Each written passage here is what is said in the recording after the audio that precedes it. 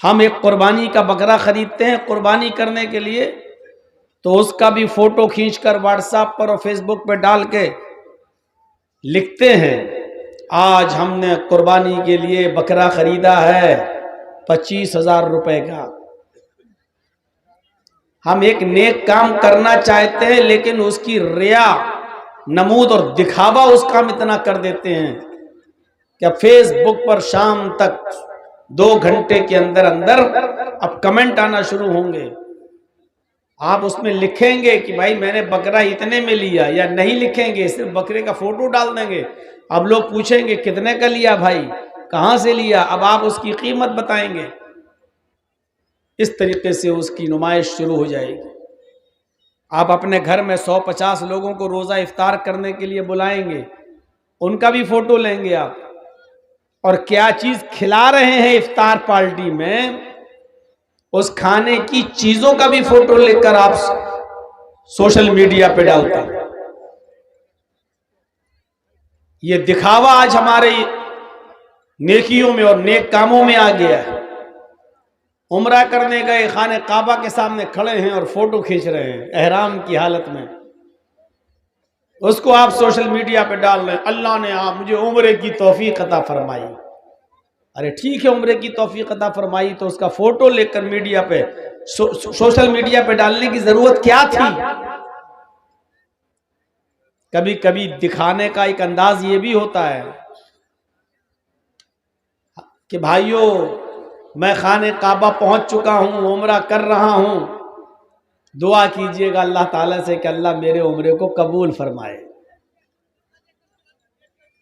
حالانکہ یہ کام آپ جب اپنے گھر سے نکل رہے تھے تب بھی مسجد میں کہہ سکتے تھے بھائیو میں عمرے کے لیے جا رہا ہوں، اگر مجھ سے کوئی غلطی ہو گئی ہو کسی کے تعلق سے تو وہ مجھے معاف کر دے، میں معافی تلافی کرنے آیا ہوں، اور ہمارے لیے دعا کیجئے گا کہ اللہ تعالی ہمارے عمرے کو قبول کر لے۔ ہو گئی بات ختم۔ لیکن سوشل میڈیا پہ ڈالنا اور اس کی نمائش کرنا، یہ عمل تو ہو سکتا ہے لیکن عمل صالح نہیں۔ اللہ نے دونوں چیزیں بتائی ہیں، اِلَّا الَّذِينَ آمَنُوا وَعَمِلُوا الصَّالِحَاتِ، جو ایمان لائے اور جنہوں نے نیک عمل کیے۔ آج ہمارے پاس ایمان ہے لیکن عمل صالح نہیں، غیر مسلموں کے پاس عمل صالح ہے لیکن ایمان نہیں۔ ایمان کیا ہے؟ ایمان کہتے کسے ہیں؟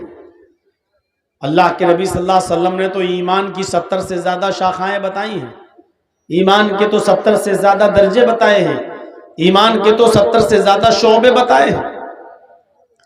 الایمان بضع و70 شعبۃ، 70 سے زیادہ شعبے ہیں ایمان کے، لیکن 3 شعبوں کا ذکر کیا ہے اللہ کے رسول نے اس حدیث کے اندر۔ ہم غور کریں کہ یہ تینوں چیزیں آج ہمارے اندر ہیں، 3 چیزوں کا ذکر کیا ہے۔ فَأَفْضَلُهَا قَوْلُ لَا إِلَهَ إِلَّا اللَّهِ، ایمان کا سب سے افضل درجہ، ایمان کا سب سے افضل شعبہ یہ ہے کہ تم اپنی زبان سے کہو لا الہ الا اللہ۔ وَأَدْنَاهَا إِمَاطَةُ الْأَذَى عَنِ الطَّرِيقِ، ایمان کا دوسرا درجہ ہے جو سب سے کمتر درجہ ہے، سب سے نیچا درجہ ہے، فرمایا اماطۃ الاذی عن الطریق، راستے میں تکلیف دہ چیز پڑی ہوئی اس کو ہٹا دینا۔ راستے میں کوئی بھی ایسی چیز پڑی ہوئی ہے جس سے دوسرے لوگوں کو تکلیف پہنچ سکتی ہے، ایسی چیزوں کو زائل کر دینا، ہٹا دینا، ختم کر دینا، مٹا دینا، یہ ایمان کا سب سے نچلا درجہ ہے اور اس حدیث کی دوسری چیز ہے۔ اور تیسری چیز والحیاء شعبۃ من الایمان، حیا بھی ایمان کا ایک شعبہ ہے، حیا بھی ایمان کا ایک درجہ ہے، شرم و حیا۔ یہ 3 چیزوں کا ذکر کیا ہے اللہ کے رسول نے اس حدیث میں، جس میں پہلی چیز ہے توحید۔ فَأَفْضَلُهَا قَوْلُ لَا إِلَهَ إِلَّا اللَّهِ، اپنی زبان سے لا الہ الا اللہ کہتے رہو، صرف کہہ دینا کافی نہیں ہے، ورنہ لا الہ الا اللہ کہنے میں ٹائم ہی کیا لگتا ہے، لا الہ الا اللہ لو، اور کسی غیر مسلم سے کہلواؤ تو بہت سے لوگ ہیں جو آج کہہ دیں گے لا الہ الا اللہ۔ تو لا الہ الا اللہ صرف کہہ دینا کافی نہیں ہے۔ ایسا تو نہیں کہ ہم لا الہ الا اللہ بھی کہہ رہے ہیں اور مزارات پہ جا کے چادر بھی چڑھا رہے ہیں، ہم لا الہ الا اللہ بھی کہتے جا رہے ہیں کہ اللہ کے علاوہ کوئی معبود نہیں، اور اپنی حاجت روائی اور مشکل کشائی کے لیے ہم غیروں کے آستانوں پہ جا کے ہم یہ بھی کہتے جا رہے ہیں کہ بابا تیرے در پہ آیا ہوں تو جھولا جھولی بھر کے جاؤں گا۔ ہم ایک طرف لا الہ الا اللہ بھی پڑھتے جا رہے ہیں اور دوسری طرف ہم آستانوں پہ جا کے سجدہ بھی کر رہے ہیں، غیر اللہ کے سامنے سر بھی جھکا رہے ہیں۔ ہم لا الہ الا اللہ پڑھ رہے ہیں کہ سب سے زیادہ علم اللہ کو ہے اور علم کے اعتبار سے وہ ہر جگہ موجود ہے، اور پھر ہم یہی صفت ہم اس کے بندوں میں مان کر یہ عقیدہ بھی رکھ رہے ہیں کہ ہمارے فلاں فلاں کو بھی قیامت تک کا علم ہے، ہمارے فلاں فلاں بزرگ کو بھی قیامت تک کی بات معلوم ہے۔ میرے پیارے ساتھیوں، اگر یہ چیزیں ہمارے اندر شامل ہیں تو یقیناً ہم لا الہ الا اللہ کا تقاضا اور اس کا مطالبہ ہم پورا نہیں کر رہے ہیں۔ لا الہ الا اللہ تو وہ کلمہ ہے کہ اس کو پڑھ لینے سے قبل الموت، اس کو پڑھ لینے سے انسان جنتی ہو جاتا ہے، اور اس کو پڑھے بغیر اگر کوئی آدمی مر گیا حالت کفر میں، حالت شرک میں، تو وہ جہنمی ہو جاتا ہے۔ یہ عقیدہ رکھیے۔ 70 سال تک، 80 سال تک کوئی آدمی گناہوں پہ گناہ کرتا رہا، کفر کرتا رہا، شرک کرتا رہا، اور مرنے سے پہلے شرک سے کفر سے توبہ کر کے کلمہ پڑھ لیا لا الہ الا اللہ اور مر گیا، لیکن یہ کلمہ نصیب ہو گیا تو جنتی ہو گیا۔ پوری زندگی کفر و شرک کرتا رہا اور لا الہ الا اللہ پڑھے بغیر مر گیا تو جہنمی ہو گیا۔ یقین نہیں آتا؟ آئیے بخاری کے اندر وہ واقعہ آیا ہے، ذرا دیکھیے۔ اسود نامی ایک یہودی جو یہودیوں کی بکریوں کو چرایا کرتا تھا جنگل میں لے جا کر، جب اللہ کے نبی صلی اللہ علیہ وسلم نے خیبر کا محاصرہ کر لیا اور چاروں طرف سے گھیر لیا، خیبر ایک قلعہ تھا جس میں یہودی رہا کرتے تھے، اللہ کے رسول نے اور آپ کے صحابہ نے اس کو گھیر لیا، چاروں طرف سے اس پر محاصرہ کر لیا۔ اس وقت خیبر کے اس قلعے سے ایک آدمی غائب تھا جو بکریاں چرانے کے لیے گیا تھا، جس کا نام تھا اسود۔ جب وہ لوٹ کر آیا، اس نے دیکھا کہ ہمارے قلعے کو چاروں طرف سے محمد اور اس کے ساتھیوں نے گھیر لیا ہے صلی اللہ علیہ وسلم۔ تو اس نے صحابہ سے کہا کہ اے صحابیوں، میں تمہارے نبی سے محمد الرسول اللہ سے ملنا چاہتا ہوں۔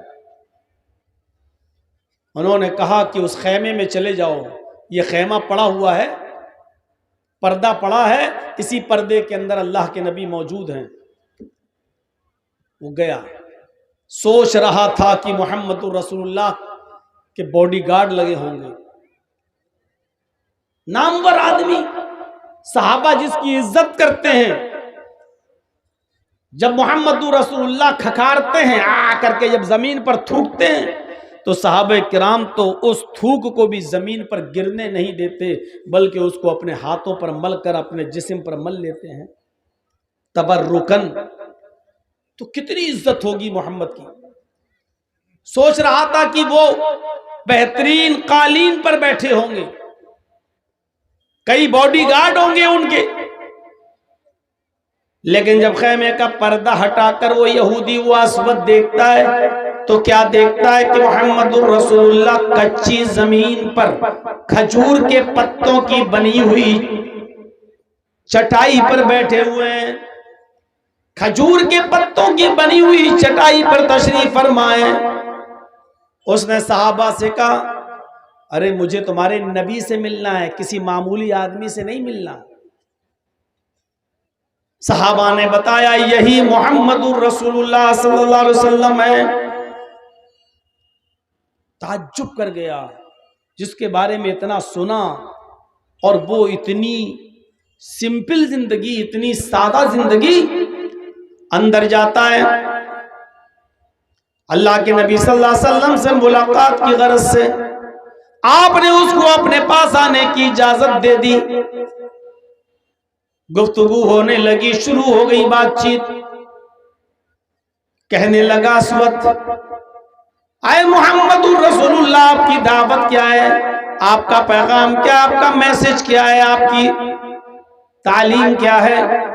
آپ نے فرمایا بس میری دعوت صرف ایک ہے، زیادہ نہیں، ایک ہی دعوت لے کر میں آیا ہوں اور اسی دعوت کو عام کر رہا ہوں، اور وہ دعوت ہے لا الہ الا اللہ۔ اس بات کی گواہی دے دو کہ اللہ کے علاوہ کوئی معبود نہیں۔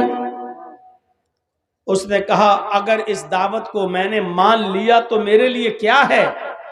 آپ نے فرمایا لکل جنہ، اگر اس دعوت کو تم قبول کر لیتے ہو تو تمہارے لیے جنت ہے، اور اگر اس دعوت کو تم قبول نہیں کرتے اور اس دعوت کو قبول کیے بنا مر گئے تو تمہارے لیے جہنم ہے۔ وہ اس وقت جانتا تھا لا الہ الا اللہ اگر کہہ دوں گا تو لا الہ الا اللہ کا مطلب کیا ہے، ہمیں کیا کیا چھوڑنا پڑے گا، کن کن چیزوں کو ہمیں ترک کرنا پڑے گا۔ وہ لا الہ الا اللہ کا معنی ہم مسلمانوں سے زیادہ جانتا تھا۔ وہ جانتا تھا کہ محمد رسول اللہ صلی اللہ علیہ وسلم جس لا الہ الا اللہ کا کلمہ ہمارے منہ سے نکلوانا چاہتے ہیں، اس کا مطلب یہ کیا ہے، ہمیں کن کن کو چھوڑنا پڑے گا، کن کن کی عبادت ترک کرنا پڑے گی، کن کن سے مدد مانگنا ترک کرنا پڑے گا۔ وہ اس بات کو اچھی طریقے سے جانتا تھا۔ کہنے لگا محمد ابن عبداللہ اگر میں نے یہ کلمہ پڑھ لیا تو میرے لیے کیا ہے؟ فرمایا لکل جنہ، تیرے لیے جنت ہے۔ اس نے کہا یدک ابایک علی الاسلام، اپنا ہاتھ بڑھائیے میں اسلام لاتا ہوں، اپنا ہاتھ بڑھائیے میں کلمہ پڑھتا ہوں۔ اللہ کے نبی نے اپنا ہاتھ بڑھایا، اس نے بھی نبی کے ہاتھ میں اپنا ہاتھ دیا اور کلمہ پڑھ لیتا ہے اشہد ان لا الہ الا اللہ وان محمد عبدہ ورسولہ، یہ کلمہ پڑھ کر لا الہ الا اللہ کا اقرار کر کے وہ اسلام لے آیا، کلمہ پڑھ لیا۔ کہنے لگا اب میرے لیے کوئی کام بتائیے۔ اے اللہ کے نبی اسلام تو لے آیا، اب میرا کام کیا ہے؟ اے اللہ کے رسول میں اسلام لے آیا، اب میں کیا کروں؟ ابھی تک تو میں یہودیوں کی بکریاں چراتا ہوں، اب کیا کروں جب اسلام لے آیا ہوں؟ اب بیوی بچوں کو پالنا ہے، پوسنا ہے، کھلانا ہے، پلانا ہے، اب میں کیا کروں؟ آپ نے فرمایا اسلام لانے کے بعد سب سے پہلا تیرا کام یہ ہے، یہ بکریاں جن کی ہیں تو ان بکریوں کو ان کے مالک کے حوالے کر دو۔ آج تو اسلام ہے ہمارے پاس اور مسلمان ہیں ہم، پھر بھی دوسروں کی امانتیں کھائے بیٹھے ہیں، دوسروں کی زمین و جائیداد پر قبضے کیے بیٹھے ہیں۔ اللہ کے رسول نے فرمایا کہ اگر تم اسلام لا چکے ہو، کوئی کام کرنے سے پہلے تمہیں کوئی کام بتاؤں اس سے پہلے تمہاری ڈیوٹی یہ ہے کہ یہ جو بکریاں ہیں جن کی ان کے حوالے کر دو، کیونکہ اگر تم نے کوئی بھی کام کیا لیکن یہ بکریاں تمہارے پاس رہ گئیں تو تمہاری کوئی عبادت قبول نہیں ہوگی، پہلے ان بکریوں کو ان کے حوالے کرو۔ ارے ہم دوسروں کے کیا حق ادا کریں گے؟ آج تک ہم نے اپنی بہنوں کا اور اپنی بیٹیوں کا حق ادا نہیں کیا ہے۔ یہاں بیٹھے ہیں بڑے بڑے بوڑھے لوگ بھی ہوں گے، اب مرے کہ تب مرے، قبر میں پیر لٹکا ہے، وہ جانتے ہیں کہ 70 سال کی میری زندگی ہو چکی ہے، 5 6 سال 10 سال بھی چل جاؤں تو بہت بڑی بات، لیکن ان سے پوچھو کیا تم نے وصیت کر دی کہ میرے مرنے کے بعد میرا ترکہ میرا چھوٹا ہوا مال میری سب اولادوں میں، بیٹے اور بیٹیوں میں برابر برابر تقسیم ہوگا۔ کیا آپ نے وصیت کی ہے؟ اتنا یاد رکھیے گا اور مسئلہ جان لیجئے گا، اگر آپ اپنی زندگی میں اگر آپ دیتے ہیں نا، بٹوارا کرتے ہیں اپنی زندگی میں، تو آپ کو سب کو برابر برابر دینا ہو۔ آپ نے 10x10 کا روم اگر لڑکے کو دیا ہے تو 10x10 کا روم آپ کو اپنی بیٹی کو بھی دینا پڑے گا، کیونکہ زندگی میں ترکہ تقسیم نہیں ہوتا، ترکہ تو مرنے کے بعد ہی تقسیم ہوتا ہے، لیکن زندگی میں اگر آپ فیصلہ کرنا چاہتے ہیں کہ میری زندگی میں ہم اپنی اولاد کو دے جائیں تو آپ کو برابر برابر دینا ہوگا، جتنا لڑکے کو اتنا ہی لڑکی کو۔ ہاں، مرنے کے بعد ایک الگ معاملہ ہے، جب آپ کا ترکہ تقسیم ہوگا تو جتنا لڑکے کا حصہ ہے اس سے آدھا آپ کی بیٹی کو ملے گا، وہ ایک الگ مسئلے آ جاتے ہیں۔ آپ نے کیا اپنی زندگی میں انصاف کیا؟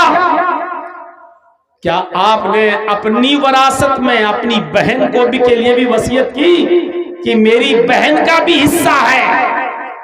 مجھے معلوم ہے پچھلی سال جب رمضان کا مہینہ آیا تھا اور میں اپنے شہر میں اٹاوا میں تھا، روزے کی حالت میں مسجد میں جب میں گیا ظہر کی نماز کے لیے، جمعرات کا دن تھا، تو میں وضو بنا رہا تھا جب مسجد میں، تو وضو سے فارغ ہونے کے بعد ایک لڑکا مسئلہ پوچھتا ہے کہ مولانا ایک بات بتائیے، ابھی ہم جو کلہ کر رہے تھے وضو بناتے وقت ایسے پانی، تو کلہ کرنے کے بعد زبان میں تھوڑا پانی تو لگا ہی رہتا ہے، بھئی آپ نے ایسے لیا پانی جو کلہ کیا تو پانی تو تھوڑا سا زبان میں لگا ہی ہے، آپ دانتوں سے ایسے تھوڑی کرتے ہیں، ایسے تھوڑی کرتے ہیں، آپ نے پانی لیا کلہ کیا، اب زبان میں جو پانی لگا رہ گیا، چپکا رہ گیا، تھوک نگلتے وقت وہ پانی جو زبان میں چپکا ہے اگر وہ حلق کے راستے سے پیٹ میں چلا جائے تو اس سے روزے پہ کوئی فرق پڑتا ہے کہ نہیں پڑتا ہے؟ میں نے کہا یار یہ تو بڑا نیک آدمی ہے، دیکھو کیسا مسئلہ پوچھ رہا ہے بیچارہ۔ میں نے اس سے کہا کہ تم نے مسئلہ تو اچھا پوچھا ہے، لیکن کل جمعہ ہے، انشاءاللہ جمعے کے خطبے میں وہ مسئلہ بیان کروں گا، سب کو فائدہ ہو جائے گا، تمہارے اکیلے کو کیا ہے، کل ہم جمعے میں بتا دیں گے انشاءاللہ۔ اگلے دن جمعہ تھا، وہ پہلی صف میں آ کے بیٹھا ہوا تھا کہ آج مولانا صاحب مسئلہ بتائیں گے اور لوگوں سے میں کہوں گا کہ دیکھو میں نے پوچھا تھا۔ مجھے ایک دن کا جو موقع ملا، اس ایک دن میں مجھے میرے محلے کے اور گاؤں کے لوگوں نے بتایا مولانا کیا پوچھ رہا تھا، میں نے کہا کل بتاؤں گا انشاءاللہ جمعے میں۔ ارے وہ تو بڑا بے ایمان آدمی ہے، بڑا کمینہ آدمی ہے، وہ مسئلہ پوچھتا ہے آپ کے پاس آتا ہے۔ اس نے اپنی بہنوں کا حق مارا ہے، اپنی بیٹی کا حق مارا ہے، اپنے بیٹوں کو دے دیا اپنی زندگی میں کہ جاؤ یہ تمہارا یہ تمہارا، اور بیٹیوں کی شادی کر دی، اس کو کچھ دیتا ہی نہیں، کہتا نہیں بیٹیوں کا کیا ہے، شادی کر تو دی، جہیز دے تو دیا، نہ اپنی بہن کو دیا نہ بیٹیوں کو دیا۔ اب دوسرے دن جب جمعے کا دن تھا، میں نے خطبہ دیا اور آدھے گھنٹے کا ہی خطبہ ہوتا ہے، میں نے اسی خطبے میں بیان کیا کہ لوگ مسئلہ پوچھتے ہیں، زبان کا چپکا ہوا پانی اگر حلق کے راستے سے پیٹ میں چلا جائے تو روزے پہ فرق پڑتا ہے کہ نہیں پڑتا ہے؟ اتنا اہم سوال، اتنا اہم مسئلہ، لیکن پوچھنے والے لوگ ایسے ہیں جو اپنے بیٹیوں کا اور اپنی بہنوں کا حق مار کے کھا گئے، وہ لوگ یہ مسئلہ پوچھتے ہیں کہ روزے پہ فرق پڑتا ہے کہ نہیں پڑتا ہے۔ میرے بھائیوں، نبی اکرم صلی اللہ علیہ وسلم نے اسلام قبول کرنے کے بعد اسود کو کیا بتایا؟ اے اسود، سب سے پہلے تمہارے پاس جو دوسروں کا مال ہے بکریاں، ان کو ان کے مالکوں کے حوالے کر دو۔ اسود نے کہا ٹھیک ہے۔ اسود ان بکریوں کو لے کر گئے اور خیبر کے قلعے کے دروازے پر ان بکریوں کو چھوڑ دیا، کیونکہ وہ بکریوں کو وہیں تک لاتے تھے اور وہیں چھوڑ دیتے تھے، بکریاں وہیں سے اپنے اپنے گھر چلی جاتی تھیں۔ جب قلعے میں بکریاں داخل ہو گئیں تو بکریاں اپنے اپنے مالکوں کے گھر پہنچ گئیں، اپنے اپنے گھر چلی گئیں۔ اسود آئے اور کہنے لگے اللہ کے نبی، میں نے بکریوں کو ان کے مالکوں کے حوالے کر دیا، جن کی بکریاں تھی میں نے ان تک پہنچا دی۔ اب مجھے بتائیے کہ اب میرا کیا کام ہے؟ اسلام لایا ہوں، کلمہ میں نے پڑھا ہے، اب میں کیا کام کروں؟ مجھے کوئی کام بتائیے۔ نماز کا وقت نہیں تھا، اگر نماز کا وقت ہوتا تو اللہ کے نبی کہتے کہ اسود تم نماز پڑھ لو۔ رمضان کا مہینہ بھی نہیں تھا، اگر رمضان کا مہینہ ہوتا تو اللہ کے نبی کہتے اسود تم روزہ رکھو۔ حج کا بھی سیزن نہیں تھا، اگر حج کا سیزن ہوتا تو اللہ کے نبی کہتے اسود اب تم حج کرنے کے لیے چلے جاؤ۔ نماز کا وقت نہیں، رمضان کا مہینہ نہیں، حج کا سیزن نہیں، اللہ کے نبی نے فرمایا اسود تلوار اٹھاؤ اور فلاں فلاں جگہ پر ہمارے صحابہ جنگ لڑ رہے ہیں، تم بھی اس جنگ میں شامل ہو جاؤ، تم بھی اس جنگ کے اندر شریک ہو جاؤ۔ اگر زندہ واپس آ گئے تو غازی کہلاؤ گے، اور اسی جنگ میں اگر قتل کر دیے گئے تو شہید ہو جاؤ گے، اور شہید کے لیے جنت ہے۔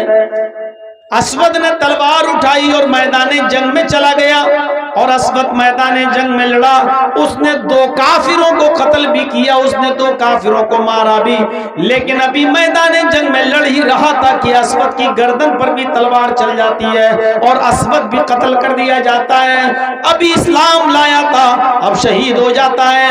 صحابہ کرام اس کو پہچان بھی نہیں پا رہے ہیں کہ یہ کون ہے۔ یہ آیا، ہماری طرف سے لڑنا شروع کیا، 1-2 کافروں کو مارا اور خود مر گیا۔ یہ کون آدمی ہے؟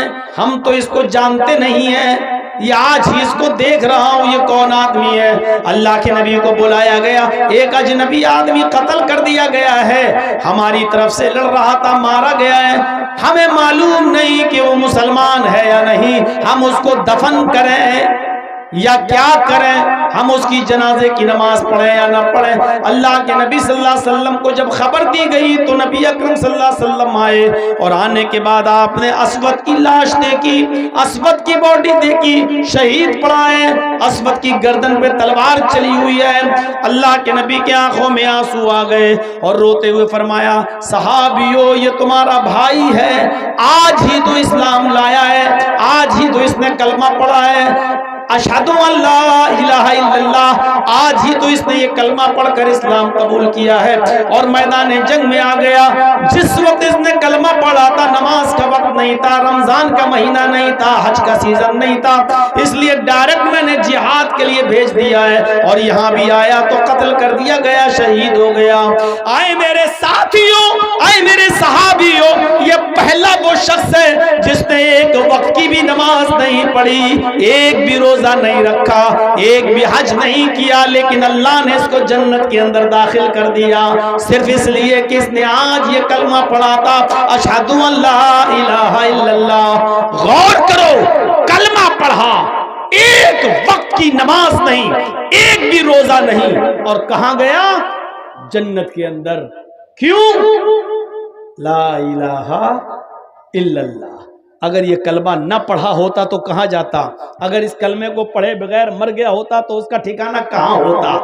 میرے بھائیوں، یہ لا الہ الا اللہ کوئی معمولی جملہ نہیں ہے۔ لا الہ الا اللہ یہی وہ کلمہ ہے جو قبل الموت کوئی پڑھ لے، بیفور ڈیتھ، مرنے سے پہلے اگر کوئی اس کلمے کو پڑھ لے اور اسلام لے آئے تو وہ جنتی ہو جاتا ہے، اور اس کلمے کو پڑھے بغیر مر جائے تو وہ جہنم میں چلا جاتا ہے۔ یہ ہے اس کلمے کی حقیقت۔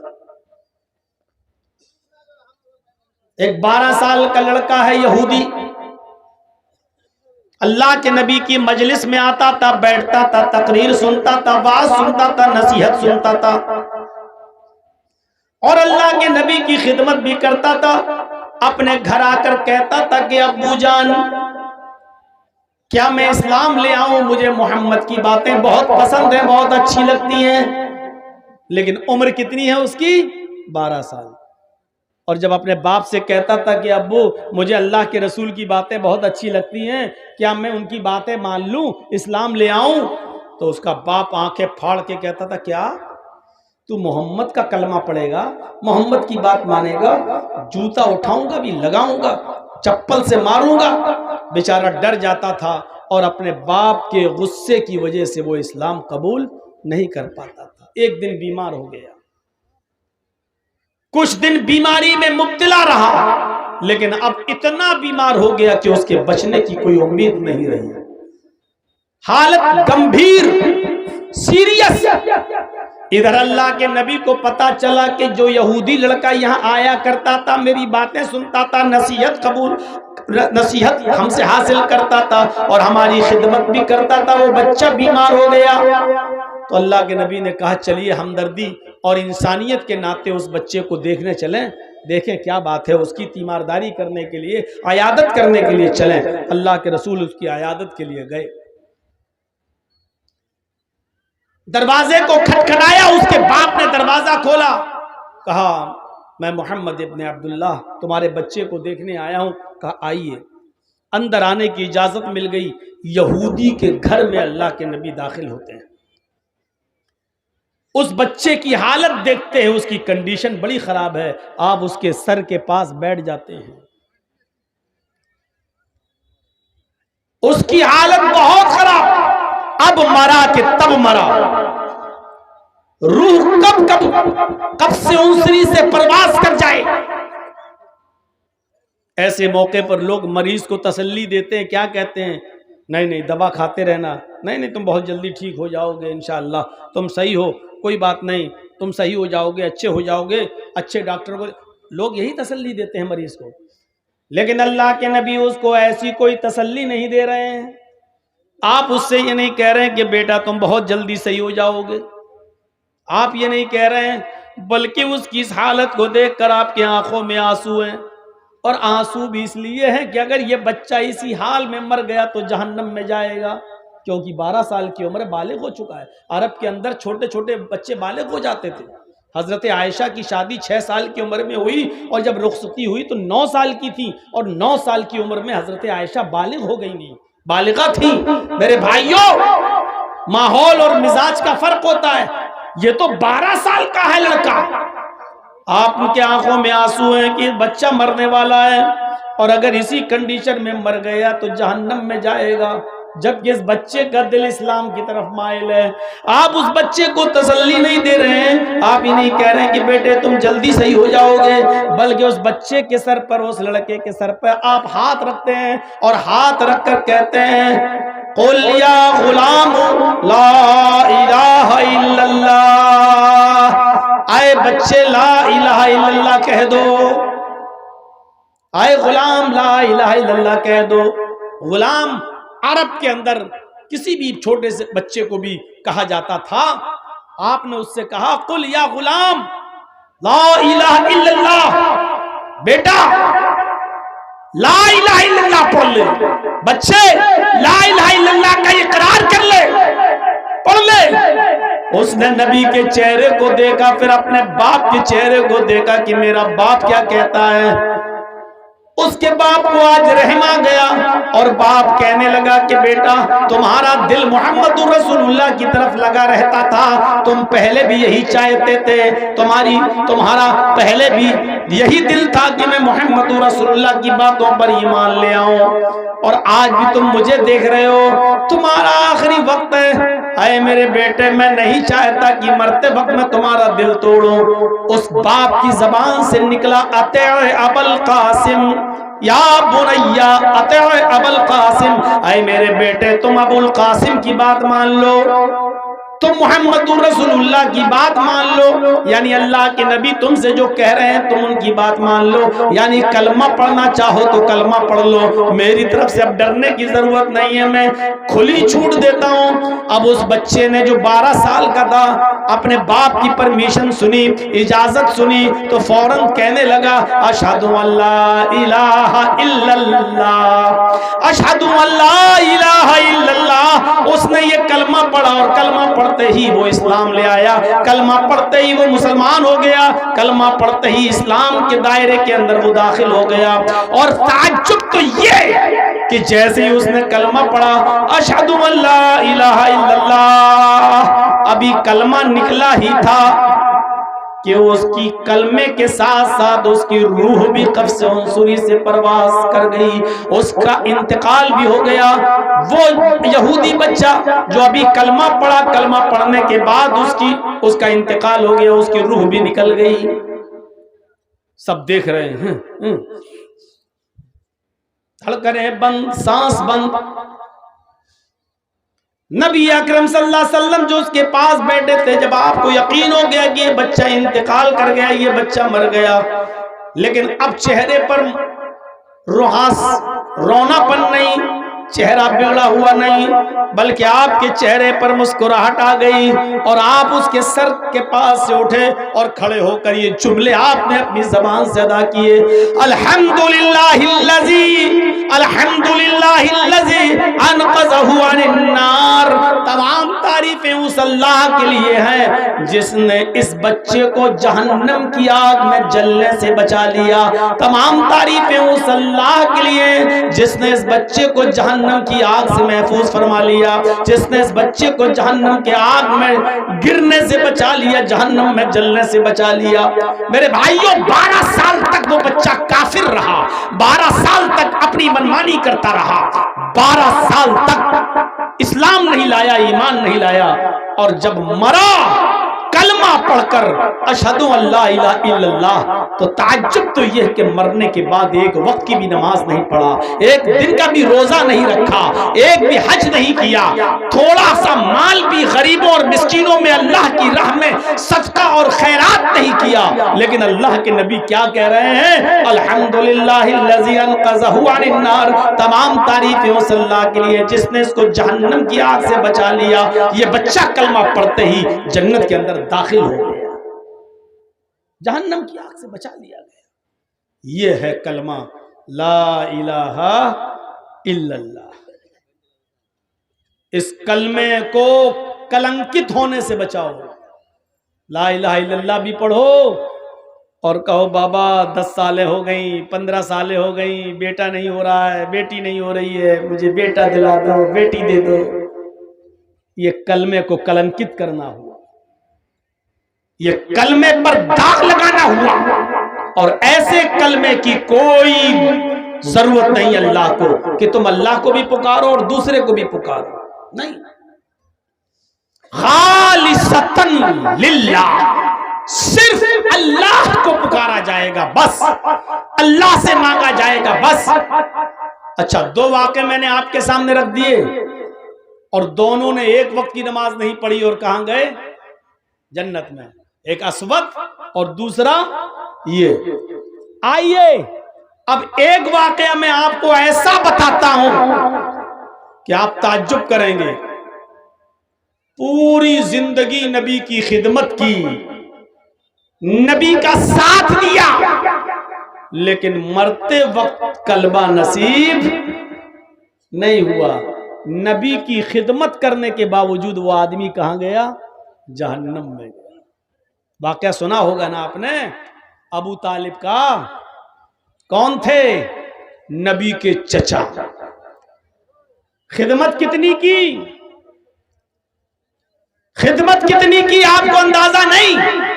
اللہ کے یہاں سے اندازہ لگائیے، اللہ کے نبی جناب محمد رسول اللہ صلی اللہ علیہ وسلم جب پیدا ہوئے تو باپ کا چہرہ نہیں دیکھا۔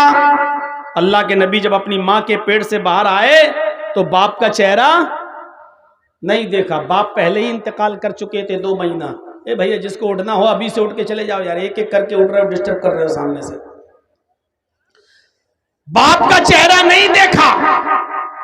اور جب محمد الرسول اللہ کی عمر 6 سال کی ہوئی، اور 6 سال کتنا بڑا بچہ ہوتا ہے آپ کو اپنے دماغ میں رکھیے، 6 سال کا بچہ. جب نبی اکرم کی عمر 6 سال کی ہوئی تو کہاں آئے؟ اپنی ماں کے ساتھ مدینے آئے. یثرب اس کا پرانا نام تھا، یثرب. مدینے آئے اپنے ننیال، اپنے نانا ماموں کے یہاں. اور جب ماں 1 مہینہ مدینے میں رہنے کے بعد جب مکے کی طرف پھر لوٹنے لگی تو مدینے سے کچھ ہی تھوڑی دوری پر ایک مقام تھا جس کا نام تھا مقام ابوا، اور وہیں پر محمد الرسول اللہ کے باپ عبداللہ دفن تھے. ماں اپنے شوہر کی، محمد الرسول اللہ کی ماں اپنے پتی کی، اپنے ہسبینڈ کی قبر کو دیکھنے کے لیے گئی اور اپنے بیٹے سے کہا محمد چلو ہم تمہیں بھی تمہارے باپ کی قبر دکھاتے ہیں. اور جب اشارہ کیا کہ یہ تمہارے باپ کی قبر ہے، وہیں پر ماں اپنے شوہر کی جدائی برداشت نہیں کر سکی، یاد آئی اور اٹیک کرتا ہے محمد کی ماں آمینہ کو، اور اسی جگہ پر مقام ابوا پہ اپنے شوہر کی قبر کے پاس آمینہ کی بھی روح نکل جاتی ہے. باپ کی قبر کو دیکھتے دیکھتے بیٹے نے اپنی ماں کو بھی کھو دیا. سوچئے باپ کی قبر کو ابھی دیکھ بھی نہیں پایا صحیح سے، اور اسی جگہ پر ماں کا بھی انتقال ہو گیا، اور وہیں پر ان کی ماں کو بھی دفن کیا گیا. سوچو 6 سال کی عمر میں باپ بھی نہیں، ماں بھی نہیں، اب کس نے پالا؟ عبد المطلب نے. لیکن عبد المطلب بھی صرف 2 سال تک پال پائے. یہاں 8 سال کے ہوئے محمد ابن عبداللہ، ادھر عبد المطلب بھی چھوڑ کر چلے گئے. 8 سال کی عمر میں ابو طالب نے اپنے ہاتھ میں لیا اپنے بھتیجے کو، اور 8 سال سے لے کر 25 سال تک اپنے پاس رکھا، کھلایا پلایا، پال پوس کر بڑا کیا. اور 25 سال کی عمر میں پہلی شادی حضرت خدیجہ سے کرائی جن کی عمر 40 سال تھی. میرے بھائیوں، اور 40 سال کے جب آپ ہوئے تو آپ کو نبوت ملی. سوچئے 8 سال سے لے کر 40 سال تک ابو طالب نے خیال رکھا. یہ 32 ایئر 32 سال کی زندگی ابو طالب اپنے پاس رکھے رہے، کھلاتے رہے پلاتے رہے، پروان چاہتے رہے. اور جب اللہ کے رسول کو رسالت ملی، نبوت ملی، اور آپ نے جب توحید کی دعوت دی تو دشمنوں سے بچاتے رہے، حفاظت کرتے رہے، یہاں تک کہ جب دشمنی حد سے آگے بڑھ گئی اور تمام کافرین مکہ متفق ہو کر نبی ابو طالب کے پاس آئے اور کہنے لگے کہ ابو طالب اب پانی بہت آگے چڑھ گیا ہے، سر سے اوپر چڑھ چکا ہے، تمہارے بھتیجے کی لنترانی اب ہم نہیں سنیں گے. بہت الٹا سیدھا غلط سلط ہمارے معبودوں کے بارے میں تمہارا بھتیجا بول چکا ہے، اب اس کی زبان پر کنٹرول کرو، اور نہیں کرتے ہو تو ہم اس کو اپنے حساب سے سزا دیں گے. بعد میں یہ مت کہنا کہ میرے بھتیجے کا قتل کر دیا، میرے بھتیجے کو مار ڈالا. ابو طالب نے اپنے بھتیجے محمد کو بلایا اور کہا بھتیجے میرے اوپر اتنا بوجھ نہ ڈالو کہ میں برداشت نہ کر سکوں، میرے ناتواں کندھوں پر، میرے کمزور کاندھوں پر اتنا بوجھ نہ ڈالو کہ میں برداشت نہ کر سکوں. یہ میرے دشمن اب تیرے دشمن بن چکے ہیں، خون کے پیاسے ہیں، تجھے قتل کرنا چاہتے ہیں. تو دین کی دعوت چھوڑ دے، توحید کی دعوت چھوڑ دے، ان کو ان کے اسی حال پہ رہنے دے، تو ان کو برا بھلا مت کہے، چھوڑ دے ان کو ان کے حال پر. اللہ کے نبی صفائی پیش کر رہے ہیں، اے چچا میں برا بھلا کہاں کہتا ہوں، میں تو صرف اتنا کہتا ہوں لا الہ الا اللہ کہہ دو کامیاب ہو جاؤ گے. میں تو صرف یہ کہتا ہوں کہ ایک اللہ کی عبادت کرو، ایک اللہ کو پکارو، ایک اللہ کے سامنے سر جھکاؤ، ایک اللہ کی عبادت کرو، اس کے علاوہ تمہیں کچھ نہیں کہتا.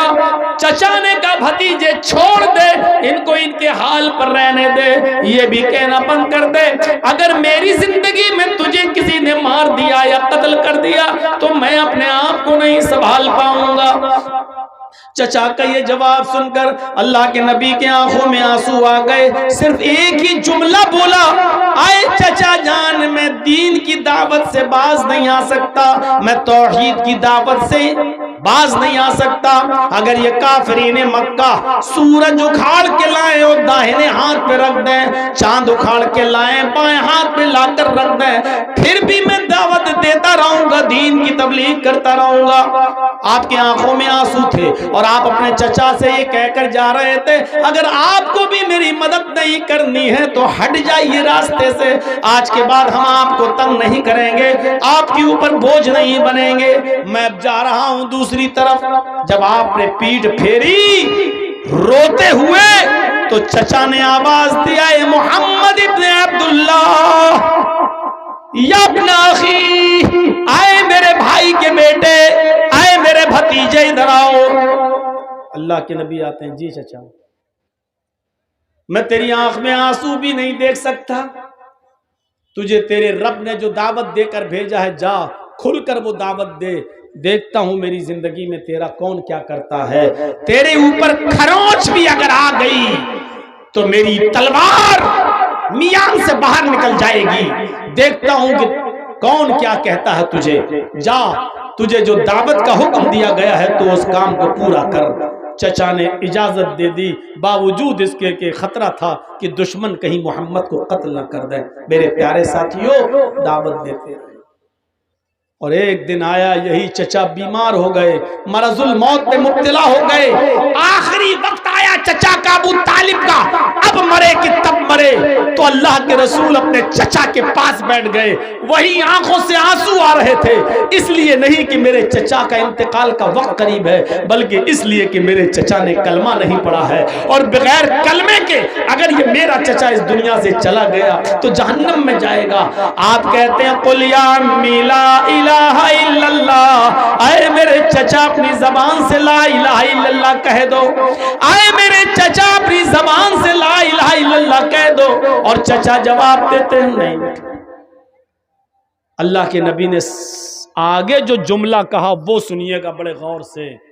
آپ نے کہا چچا اگر آپ کو ڈر ہے کہ لوگ سن لیں گے اور بعد میں تانے ماریں گے کہ دیکھو اپنے باپ دادا کا دین چھوڑ دیا، تو ایک کام کریے، اللہ کے رسول نے اپنا کان بڑھا دیا، اپنے چچا کو اٹھا لیا اور چچا کا منہ اپنے کان میں لگا دیا اور کہا قل یا امی فی اذنی لا الہ الا اللہ، آئے میرے چچا میرے کان میں پڑھ دیجئے لا الہ الا اللہ، کسی کو پتہ نہیں چلے گا، ہم جانیں آپ جانیں، بس میرے کان میں پڑھ دیجئے، میرے کان میں کہہ دیجئے لا الہ الا اللہ۔ قیامت کے دن میں اللہ سے گواہی دوں گا، اے اللہ مرتے وقت میرے چچا نے میرے کان میں لا الہ الا اللہ پڑھا، تو بخش دے، اور انشاءاللہ میں اللہ سے بحث حجت کر کے آپ کو بخشوا لوں گا، اللہ کے سامنے گواہی دے کر میں آپ کو جنتی بنوا دوں گا، اللہ سے سفارش کر کے میں آپ کو جنت میں لے جاؤں گا،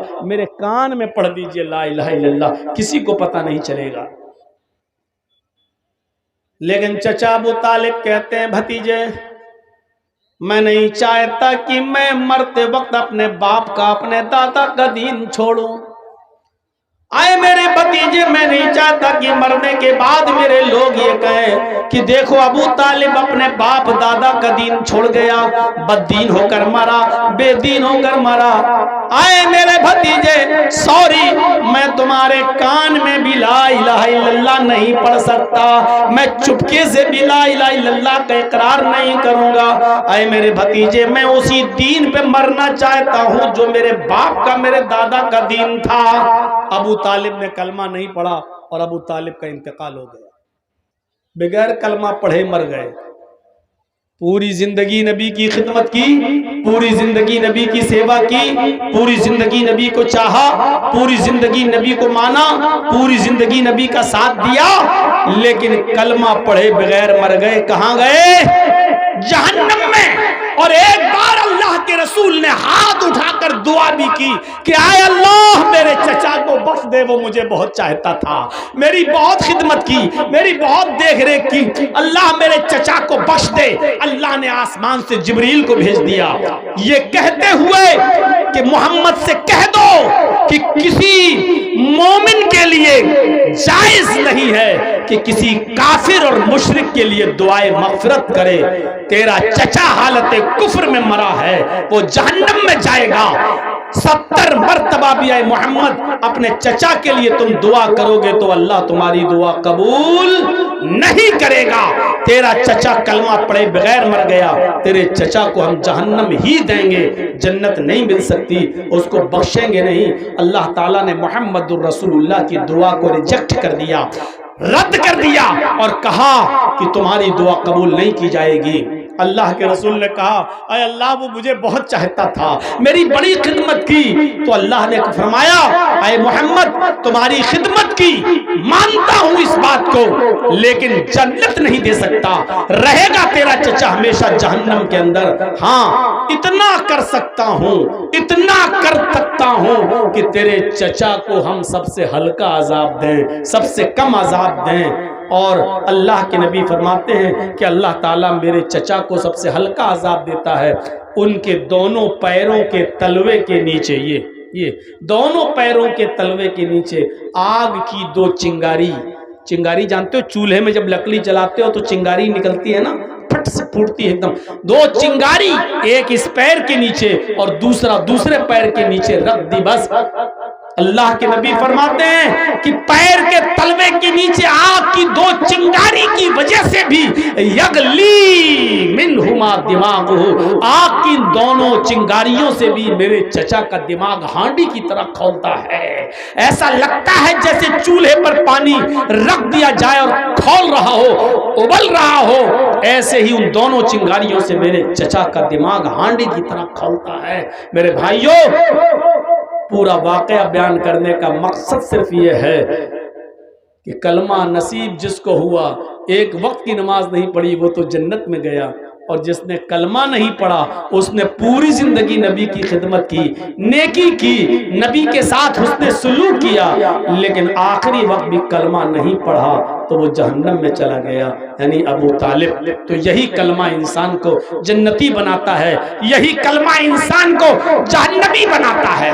یہ پہلی چیز ابھی لا الہ الا اللہ پر میں نے تھوڑا زیادہ وقت آپ کا لے لیا، دوسری چیز پر ہم آپ کو تھوڑا سا کھینچ کر لاتے ہیں، وَأَدْنَاهَا إِمَاطَةُ الْأَذَى عَنِ الطَّرِيقِ، راستے سے تکلیف دہ چیز کو ہٹا دینا۔ آپ بائک سے جا رہے ہیں یا 4 ویلر سے جا رہے ہیں اور آپ کو بیچ راستے میں کیلے کا چھلکا پڑا ہوا دکھ جائے تو آپ کی ذمہ داری بنتی ہے کہ آپ اپنی گاڑی کو سائیڈ میں لگائیں اور کیلے کے چھلکے کو بیچ سڑک سے ہٹا کر آپ باہر پھینک دیں، کیونکہ آپ تو گزر جائیں گے گاڑی کو دائیں بائیں کر کے، لیکن کہیں کوئی بوڑھا آدمی، کوئی اندھا آدمی اگر اس کا پیر اس کیلے کے چھلکے پر پڑ گیا اور پھسل کے گر گیا تو میرے بھائیوں بڑھاپے میں تو ہڈی جب ٹوٹتی ہے تو جلدی جڑتی نہیں ہے۔ اس لیے کوئی کانٹا پڑا ہے تو اس کو ہٹا دو، کوئی چھلکا پڑا ہے تو اس کو ہٹا دو، کوئی پتھر پڑا ہے تو اس کو ہٹا دو۔ یاد رکھیے گا اور مسئلہ جان لیجئے گا، جس طرح راستے سے تکلیف دہ چیز کو ہٹا دینا ثواب ہے، جس طرح راستے میں پڑی ہوئی نقصان دینے والی چیز کو ہٹا دینے پر ثواب ہے، اسی طریقے سے جان بوجھ کر عمدن اور قصدن بیچ راستے میں لوگوں کے گزرنے کی جگہوں پر جان بوجھ کر کیلے کا چھلکا پھینکنا، کانٹے پھینکنا، کوڑا پھینکنا، ناک جھاڑنا، تھوکنا، بلغم تھوکنا، بلغم کا پلٹنا، اسی طریقے سے پتھر کا پھینکنا، یہ سب چیزیں باعث عذاب بھی ہیں اور باعث گناہ بھی ہیں۔ اگر تکلیف دہ چیز کو راستے سے ہٹانا ثواب کا کام ہے تو جان بوجھ کر راستے میں تکلیف دہ چیزوں کو پھینکنا گناہ بھی ہے، ہٹائیے۔ اسی طریقے سے آپ کوئی سامان خریدنا چاہتے ہیں اور آپ نے بیچ سڑک پر اپنی گاڑی کھڑی کر دی، गलत जगह पर गाड़ी को पार्क करना भी लोगों को तकलीफ देने के जिम्न में आता है। इसी तरीके से आपके घर में शादी हो रही है और घर के बाहर आपने टेंट लगा दिया, जबकि वो गुजरने का रास्ता है, लोगों के आने जाने का रास्ता है। आपने शादी का टेंट लगा दिया, अब आपके घर पे होने वाली शादी में रास्ता आपने रोक दिया। अब लोगों को घूम कर 2 किलोमीटर दूर जाना पड़ता है और घूम कर 2 किलोमीटर दूर से आना पड़ता है। ये भी आप लोगों का रास्ता नहीं रोक सकते हैं। आने जाने वाले रास्ते में, अरे कोई सीरियस कंडीशन में मरीज है बेचारा, जो 5 मिनट में अगर हॉस्पिटल नहीं पहुंचा तो मर जाएगा, सीरियस कंडीशन में पता चला कि रास्ता रुका हुआ है, रास्ता रुका हुआ है। ये आने जाने वालों को तकलीफ देना ये गलत तरीका है। आप रास्ता नहीं रोक सकते किसी का। इसी तरीके से लोगों को तकलीफ देने का एक माना ये भी है, अभी रमजान का महीना जो 2 मार्च से शुरू हो रहा है, अभी आप देखिएगा, मुझे नहीं मालूम आपके बिहार को बंगाल में क्या होता है, लेकिन हमारे यूपी में आइए, रात के 2 बजे मस्जिदों में माइक पकड़ लेंगे और माइक पकड़ के जोर जोर से चीखेंगे और चिल्लाएंगे, रोजेदार भाइयों उठिए, माँ बहनों उठिए, सहरी बनाइए, लोगों सहरी कर लीजिए, सहरी का टाइम खत्म होने में 1 घंटा बाकी है। फिर 10 मिनट बाद चिल्लाएंगे 50 मिनट बाकी है, नज़म पढ़ेंगे, नात पढ़ेंगे, हमद पढ़ेंगे। ये सारी की सारी चीजें तकलीफ देने के ज़िम्न में आती हैं। किसने आपको अथॉरिटी दी और पावर दिया कि आप रात में 2 बजे माइक पर चिल्लाएं और आप इसको सवाब का काम समझते हैं? कौन सी हदीस में आया है कि आप लोगों को रोजे के लिए उठाएं? रोजा रखना फर्ज है, रोजे के लिए उठाना किसी हदीस में नहीं आया है। रोजे के लिए उठाते हो? कभी फजर की नमाज के लिए लोगों को रात के 2 बजे से उठाया है? माइक पकड़ के कहिए लोगों फजर की अजान होने में 1 घंटा बाकी है, उठिए उठिए, फिर 50 मिनट बाकी है, उठिए, 40 मिनट बाकी है, उठिए। अरे नमाज ज्यादा अफजल इबादत है या रोजा? आप भी कहेंगे नमाज, नमाज के लिए तो आपने कभी नहीं उठाया, फिर रोजे के लिए आप उठाएंगे? और माफ कीजिएगा, सबके ऊपर रोजा फर्ज नहीं होता है। आप रोजेदारों को उठा रहे हैं ना, लेकिन वो बूढ़ा आदमी भी आपके चीखने और चिल्लाने से नींद में डिस्टर्ब हो जाता है उसकी, जिसके ऊपर रोजा है ही नहीं, इतना बूढ़ा हो चुका है कि वो रोजा रख ही नहीं सकता है। डॉक्टरों ने रोजा रखना मना कर दिया, 90 साल की उम्र है, अब वो रोजा नहीं रख सकता है, फिदिया देगा, एक मिस्कीन को खाना खिलाएगा, उसके ऊपर बस यही है। अब आप रोजे के लिए उठा रहे हैं तो वो भी उठ रहा है। कितने लोग ऐसे हैं, एक तो मेरे पास आया लखनऊ में कि मौलाना हमारी मस्जिद में इतनी जोर जोर से चिल्लाते हैं कि मेरा बाप जिसकी उम्र 85 साल की हो चुकी है और बीमार रहता है, मुझे नींद की गोली देना पड़ती है डॉक्टर की लिखी हुई। जब रात के 10 बजे हम उसको नींद की गोली देते हैं तब उसको नींद आती है। मैंने उसका पर्चा देखा, डॉक्टर ने उसकी नींद की गोली में डिप्रान 10 mg लिखा हुआ था। 5 mg की खाने पर नींद नहीं आती थी, डिप्रान 10 mg की लेता है, ये खाकर उसको नींद आ रही है। कहा मौलाना जब आवाज आती है मस्जिद की तो मेरा बाप जाग जाता है और उसके बाद पूरी रात वो तड़पता है, वो बचलता है, फिर उसको नींद नहीं आती है, वो ब्रेन दिमाग डिप्रेशन का शिकार है, बड़ी मुश्किल से तो वो सोता है। लेकिन रात के 2 बजे ये लोग चीख चीख कर हमारे बाप को जगा देते हैं। इसको दीन का काम आप समझते हो कि रात के 2 बजे उठ गए और चिल्ला रहे हैं और बूढ़े की नींद में डिस्टर्ब हो रहा है?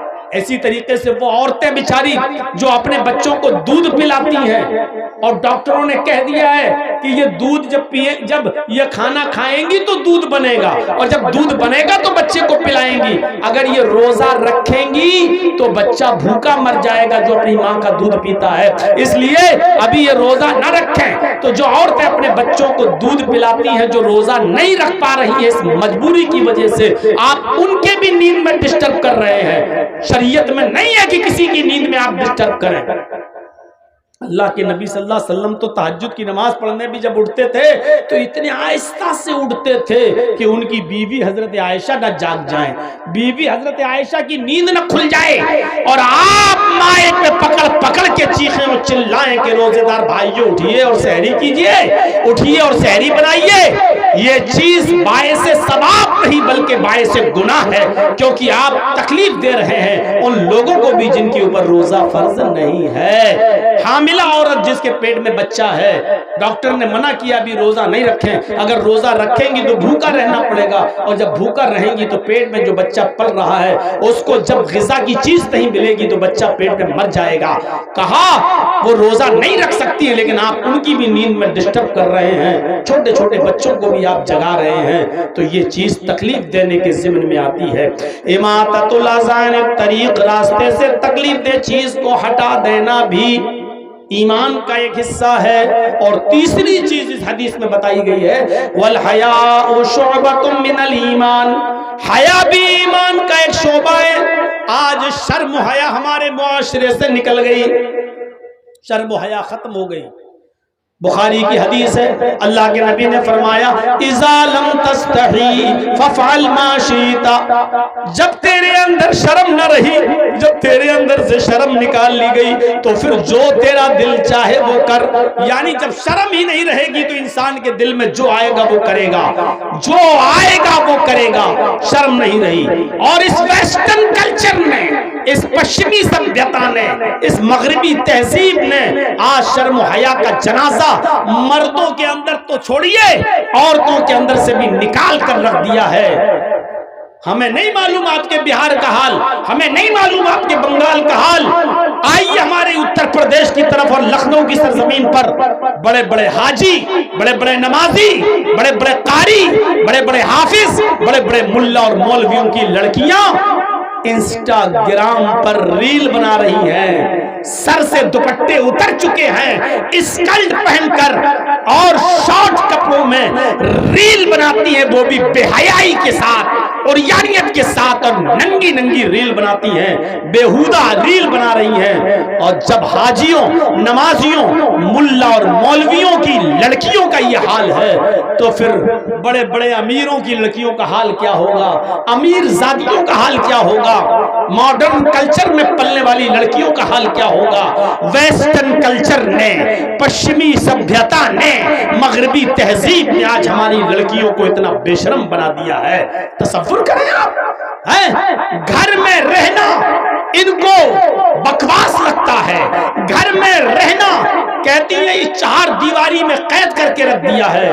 واہ میری بیٹیوں، واہ میری قوم کی بچیوں، واہ میری قوم کی بہنوں، اپنے گھر میں رہ کر اپنے باپ کے لیے کھانا بنا دینا شرم کی بات ہے، اپنے بھائی کے لیے کھانا بنا دینا شرم کی بات ہے، ایئر ہوسٹس بن کر ہوائی جہاز میں، ایروپلین میں پیسنجرز کو کھانا سرو کرنا ترقی کی بات ہے۔ واہ، یہ کون سی عقل پسندی ہے اور عقل کا دائرہ ہے کہ تم اپنے بھائی کے لیے کھانا بناؤ تو یہ ذلت سمجھتی ہو، اپنے گھر میں اپنے باپ کے لیے کھانا بناؤ تو اس کو تم اپنی انسلٹ سمجھتی ہو، اور تم جب ایئر ہوسٹس بن جاؤ تو پیسنجرز کے سامنے کھانا سرو کرو، بریک فاسٹ سرو کرو تو تم اس کو اپنے لیے ترقی کی راہ سمجھتی ہو۔ اپنے گھر میں اپنے بھائی اور بہنوں کے کپڑے دھل دینا اور صاف کر دینے کو تم اپنے لیے شرم سمجھتی ہو، اور ہاسپٹل میں نرس کا کام کر کے مریضوں کا زخم صاف کر دینا اور دوسروں کے کپڑوں کو دھل دینا اس کو تم اپنے لیے قابل فخر سمجھتی ہو۔ اس ویسٹرن کلچر نے ہماری ماں بہنوں کی عقلوں پر کیسا ڈاکہ ڈالا ہے۔ اللہ کے نبی نے سچ فرمایا اذا لم تستحی فافعل ما شئت، جب شرم و حیا نہیں رہی تو جو تیرا دل چاہے وہ کر۔ ہم اہل حدیث ہیں، ہمارے یہاں عورتوں کا مسجد میں نماز پڑھنے آنا جائز ہے، بلکہ اللہ کے نبی نے یہ بھی فرمایا کہ اگر تمہاری عورتیں مسجدوں میں نماز پڑھنے آنا چاہیں تو ان کو مسجدوں میں نماز پڑھنے سے مت روکو، اگر وہ آنا چاہیں تو آنے دو، لیکن اس کے باوجود، اس کھلی ہوئی اجازت کے باوجود اللہ کے نبی کیا کہہ رہے ہیں؟ اے عورتوں تمہارے لیے گھر میں نماز پڑھنا مسجد میں نماز پڑھنے سے زیادہ افضل ہے۔ عورتیں مسجد میں آ سکتی ہیں نماز پڑھنے، عورتیں مسجد میں جا سکتی ہیں نماز پڑھنے۔ عورتوں کو اگر وہ اجازت مانگیں اپنے بھائیوں سے، اپنے باپ سے شادی سے پہلے اور شادی کے بعد اپنے شوہر سے، میں مسجد میں نماز پڑھنے جانا چاہتی ہوں، تو نہ شوہر کو روکنے کا حق ہے، نہ باپ کو، نہ بھائی کو۔ مسجد میں اگر نماز پڑھنے جا رہی ہیں تو ان کو مت روکو۔ اللہ کے نبی نے کہا اجازت دے دو، وہ مسجد میں نماز پڑھنے جا سکتی ہے۔ اس اجازت کے باوجود اللہ کے نبی کیا کہہ رہے ہیں؟ عورتوں کا مسجد، گھر میں نماز پڑھنا مسجد میں نماز پڑھنے سے افضل ہے۔ اور جب اللہ کے نبی یہ کہہ رہے تھے اس وقت بھی عورتیں مسجد میں نماز پڑھنے آیا کرتی تھی، کیونکہ ان کا عقیدہ یہ تھا کہ ہم نبی کے پیچھے نماز پڑھیں گے تو ہمیں کتنا ثواب ملے گا، ہم محمد الرسول اللہ کے پیچھے نماز پڑھنے کا شرف ہمیں حاصل ہو رہا ہے۔ نبی کے اس حدیث کے بعد، کہنے کے بعد کہ عورتوں کا گھر میں نماز پڑھنا مسجد میں نماز پڑھنے سے افضل ہے، یہ کہنے کے بعد بھی میرے بھائیوں، اس کے باوجود بھی اللہ کے نبی صلی اللہ علیہ وسلم نے اجازت دی کہ عورتیں مسجد میں آ سکتی ہیں اور جاتی تھیں۔ عورت کا گھر میں نماز پڑھنا مسجد میں نماز پڑھنے سے افضل ہے، پھر برآمدے میں نماز پڑھنا، کھلی صحن میں نماز پڑھنے سے زیادہ افضل ہے، پھر گھر کے کمرے میں نماز پڑھنا جہاں وہ اپنے شوہر کے ساتھ سوتی ہے، جہاں وہ اپنے شوہر کے ساتھ رہتی ہے، اور رات میں وہ روم بند کر لیا جاتا ہے، تنہائی والا روم، بیڈ روم جس میں وہ سوتی ہے، اس بیڈ روم میں، اس کمرے میں نماز پڑھنا گھر کے برآمدے میں نماز پڑھنے سے افضل ہے۔ سب دیکھ رہے ہیں آپ؟ ترتیب دیکھیے، ترتیب۔ عورت کا اپنے گھر میں نماز پڑھنا مسجد میں نماز پڑھنے سے افضل ہے، کیونکہ وہ مردوں سے دور رہے گی۔ اب گھر میں بھی نماز پڑھنا ہے تو برآمدے میں نماز پڑھنا، صحن میں نماز پڑھنے سے افضل ہے، کیونکہ صحن کھلا ہوا ہوتا ہے، آنگن کھلا ہوا ہوتا ہے، اور برآمدہ گھر کے ایک سائیڈ میں ہوتا ہے، تو گھر کے برآمدے میں نماز پڑھنا صحن میں نماز پڑھنے سے افضل ہے۔ اور پھر فرمایا گھر کے کوٹھے میں، کمرے میں، بند روم میں، بیڈ روم میں، وہاں نماز پڑھنا برآمدے میں نماز پڑھنے سے افضل ہے، کیونکہ گھر میں بھی لوگوں کا آنا جانا لگا رہتا ہے، خالہ کا لڑکا، پھوپھا کا لڑکا، چچا کا لڑکا، کچھ بھی ہو، پردہ تو ہے ہی نا، نہ کرتی ہے وہ الگ بات ہے، لیکن ایک لڑکی کو اپنے چچا کے بیٹے سے بھی پردہ ہے، خالہ کے بیٹے سے بھی پردہ ہے، ماموں کے لڑکے سے بھی پردہ ہے، پردہ ہے تو ہے، سوچئے۔ تو اس لیے ان لوگوں کا تو آنا جانا لگا رہتا ہے۔ جب عورت اپنے بند کمرے میں اور بند روم میں نماز پڑھے گی تو ظاہر بات ہے کہ ان لوگوں سے بھی اس کی ملاقات نہیں ہوگی۔ تو فرمایا کہ عورت کا بند کمرے میں نماز پڑھنا کھلے ہوئے برآمدے میں نماز پڑھنے سے زیادہ افضل ہے، کیونکہ وہ مردوں سے اتنی زیادہ دور رہے گی۔ یہ شرم و حیا بتائی ہے عورت کی۔ عورت سے کہا گیا جتنا تم مردوں سے دور رہو گی اتنا زیادہ تمہارے لیے فائدہ مند ہے، اچھا ہے۔ اور ایک اور حدیث سے آپ اندازہ لگائیے، اللہ کے نبی صلی اللہ علیہ وسلم فرماتے ہیں کہ مسجد میں جو لوگ نماز پڑھنے آتے ہو ان کو آپ نے فرمایا کہ اگلی صف، پہلی صف تمہارے لیے ثواب کے اعتبار سے سب سے افضل صف ہے، سب سے افضل صف ہے۔ اور جو لوگ پہلی صف میں نماز پڑھنے کا ثواب کتنا ہے یہ نہیں جانتے، اگر ان کو معلوم ہو جائے، اے لوگوں اگر تمہیں یہ معلوم ہو جائے کہ اگلی صف میں نماز پڑھنے کا ثواب کتنا ہے تو تم لوگ لڑنے لگو گے اگلی صف کے لیے، اگلی صف کے لیے، پہلی صف کے لیے لڑنے لگو گے، قرآن اندازی کی نوبت آ جائے گی، پرچیاں پھینکی جائیں گی پہلے صف میں نماز پڑھنے کے لیے۔ گھر سے تم 2-2 3-3 گھنٹہ پہلے نکلو گے کہ مسجد میں اگلی صف کہیں بھر نہ جائے، اتنا ثواب ہے پہلی صف میں نماز پڑھنے کا۔ لیکن اللہ کے نبی عورتوں سے کیا کہہ رہے ہیں؟ اے مستورات، اے عورتوں کی جماعت، یہ اگلی صف میں نماز پڑھنے کا ثواب مردوں کے لیے ہے۔ خیر صفوف الرجال اولها وشرها آخرها، مردوں کی پہلی صف ثواب کے اعتبار سے سب سے بہتر ہے، وشرها آخرها، اور آخری صف، پچھلی صف سب سے بری صف ہے ثواب کے اعتبار سے مردوں کی۔ لیکن عورتوں سے کیا کہہ رہے ہیں؟ اے عورتوں خیر صفوف النساء آخرها وشرها بلوا، اے عورتوں تمہارے لیے پچھلی صف سب سے بہتر ہے، پچھلی صف سب سے پیچھے والی صف عورتوں تمہارے لیے سب سے بہتر ہے ثواب کے اعتبار سے، اور سب سے آگے والی صف سب سے بری ہے ثواب کے اعتبار سے۔ اب آپ غور کرو، جرجی صاحب نماز پڑھا رہے ہیں، اللہ اکبر، میرے پیچھے 5 صفیں لگی ہیں مردوں کی، پردہ پڑا ہے اس کے بعد پیچھے، اور اس کے بعد 5 صفیں عورتوں کی لگی ہوئی ہیں، 5 صفیں عورتوں کی لگی ہوئی ہیں پیچھے۔ پہلی صف میں مرد ہیں، مرد کی پہلی صف ثواب کے اعتبار سے سب سے بہتر ہے، 5 صفیں پوری ہو گئیں، مردوں کی پچھلی صف سب سے بری ہے ثواب کے اعتبار سے، سب سے کم ثواب۔ اس کے بعد پردہ پڑا ہے، پردہ، اس کے بعد عورتوں کی صف لگی ہے، 1 2 3 4 5، 5ویں صف جو سب سے پیچھے ہے عورتوں کی، وہ ثواب کے اعتبار سے سب سے اچھی صف ہے۔ سب سے زیادہ ثواب کس عورت کو ملے گا؟ جو سب سے پیچھے والی صف میں ہے، اور سب سے کم ثواب کس کو ملے گا؟ جو سب سے آگے والی صف میں ہے۔ عورت کو پچھلی صف میں سب سے زیادہ ثواب ملے گا، کیوں؟ کیونکہ وہ مردوں سے اتنی ہی زیادہ دور ہے۔ پہلے تو عورتوں کو چاہیے کہ وہ گھروں میں نماز پڑھیں، لیکن اگر مسجد میں آنا چاہیں تو اجازت ہے، چلو آ گئی، آنے کے بعد بھی یاد رکھو کہ تمہاری پچھلی صف سب سے بہتر صف ہے۔ یہ شرم و حیا بتائی ہے عورت کو اسلام نے کہ تم مسجد میں بھی آؤ جہاں اچھے لوگ آتے ہیں، نیک لوگ آتے ہیں، اور کوئی کتنا بھی بڑا کمینہ، کتنا بھی بڑا بدماش قسم کا انسان ہی کیوں نہ ہو، لیکن وہ مسجد میں تمہارے ساتھ غلط کام نہیں کر سکتا۔ مسجد کا ادب و احترام اتنا تو ہے اس کے اندر، جو مسجد میں تمہارے ساتھ غلط کر ہی نہیں سکتا، تمہاری عزت پہ ڈاکہ ڈال ہی نہیں سکتا، اس کے باوجود کہا کہ تمہاری پچھلی صف سب سے افضل ہے، کیونکہ تم ان سے دور ہو۔ تو بازاروں میں جانے کی اجازت کس نے دے دی؟ شادیوں میں مرد اور عورتوں کو ایک ساتھ کھانے کی پرمیشن کہاں سے مل گئی؟ اور 10 سال سے بڑی لڑکی کو کالج میں، یونیورسٹی میں لڑکوں کے ساتھ بیٹھ کر ایک ہی بینچ اور ایک ہی کلاس میں پڑھنے کی پرمیشن کہاں سے مل گئی؟ اور کالج کی کینٹین میں ایک ساتھ چائے پینے کی پرمیشن کہاں سے مل گئی؟ میرے بھائیوں، ان تمام چیزوں پر غور کرو۔ اللہ کے نبی صلی اللہ علیہ وسلم نے فرمایا شادی کے موقع پر بھی لڑکی سے زبردستی مت کہو نکاح قبول کیا۔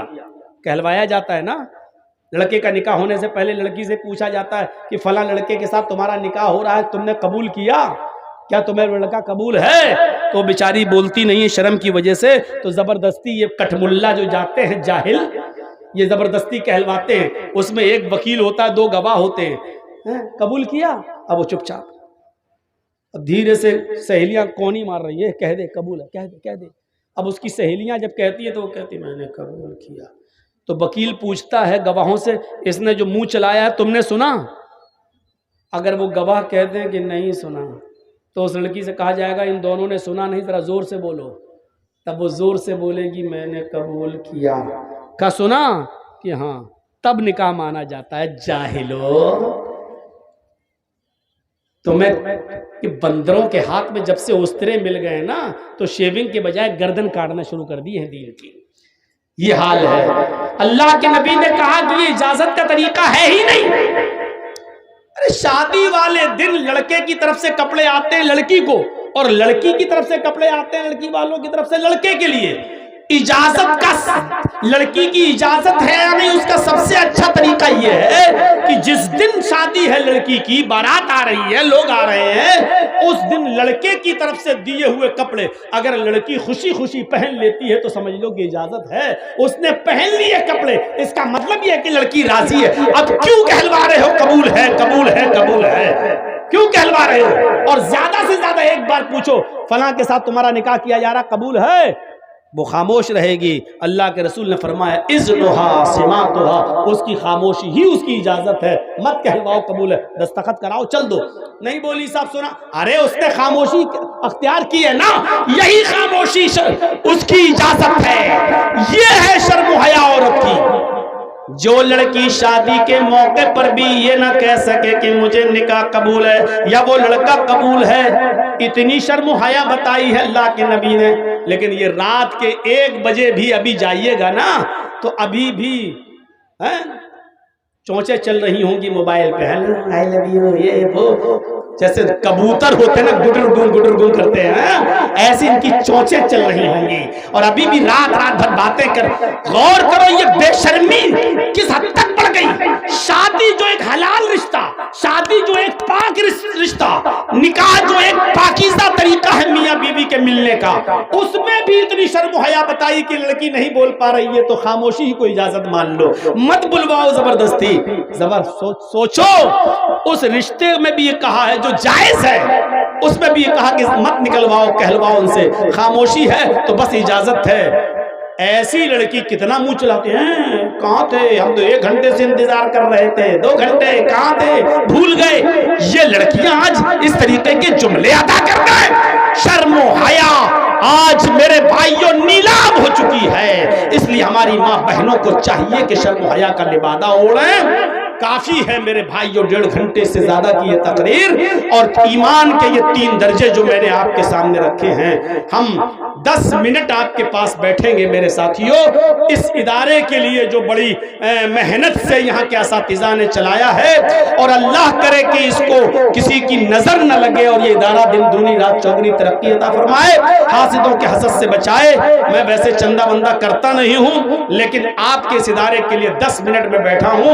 25 سالیں ہو چکی ہیں مجھے آپ کے ان ایریے میں آ کر، بہار، بنگال، جھارکھنڈ، اور ابھی تک آپ محبت کر رہے ہیں اور مجھے ہر سال بلاتے ہیں، چھوڑنے کا نام نہیں لے رہے ہیں. تو آج یہی محبت میں دیکھنا چاہتا ہوں آپ کو مجھ سے کتنی ہے، اور آپ میرے کہنے پر میرے ہاتھ پہ اس ادارے کے لیے کتنا تعاون کرتے ہیں.